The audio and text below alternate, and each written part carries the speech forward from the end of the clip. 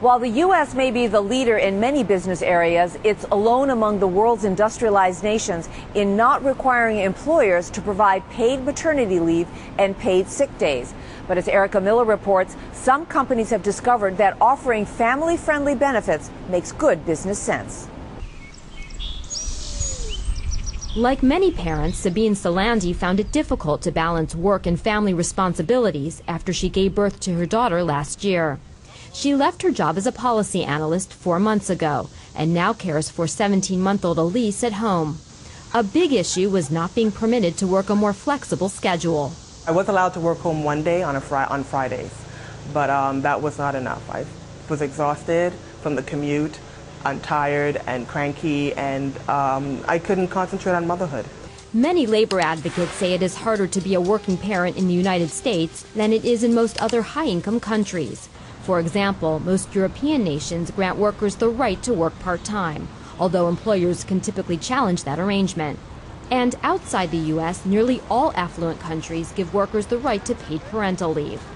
According to the Bureau of Labor Statistics, nearly half of U.S. private sector workers do not get any paid sick days. Heidi Shearholtz at the Economic Policy Institute says the lack of a national sick leave policy is what really makes the U.S. family unfriendly. 145 countries around the globe offer some kind of paid leave, including all industrialized nations, and over 100 other countries provide a month or more of paid sick leave. So we really are in this remarkably unique position. The U.S. does have the Family and Medical Leave Act, which covers serious illness and pregnancy. It requires companies to grant employees 12 weeks of unpaid leave, and it does not apply to all companies. The U.S. is also the only high-income country that does not mandate any paid vacation days or any paid national holidays. The average U.S. worker in the private sector gets a total of 15 paid days off, half of what French workers get. There are many theories as to why the U.S. lags in these areas. One is that Americans generally prefer less government involvement in their personal lives, supporting free market employment principles instead. Political science and sociology professor Janet Gornick also says many Americans view long work hours as a badge of honor. Americans work the longest hours of almost any industrialized country, nearly 2,000 hours a year. So when we talk about measures to shorten people's work hours or to give them the rights to shorter schedules, some people think that's sort of un-American. However, some labor analysts, like James Shirk of the Heritage Foundation, oppose government-mandated benefits. He says minimally regulated labor markets are a key reason the U.S. is one of the richest, most productive countries in the world.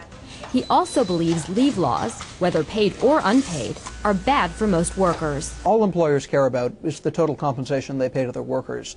They don't care about what form that takes.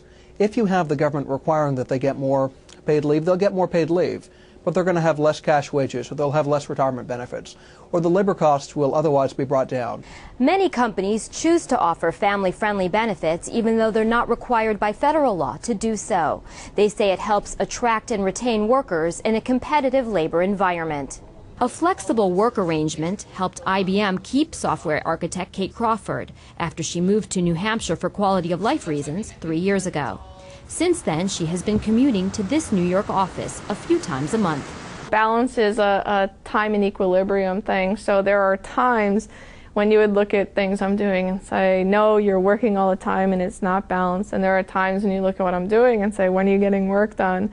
But I think IBM and myself and my family have achieved that work-life balance as best we can. Randy McDonald, head of IBM's Human Resources Department, says encouraging schedule flexibility also boosts employee morale and job performance. People recognize that they can't do the things that they need to do in a normal, traditional work setting, but we give them something unique. Their satisfaction goes up.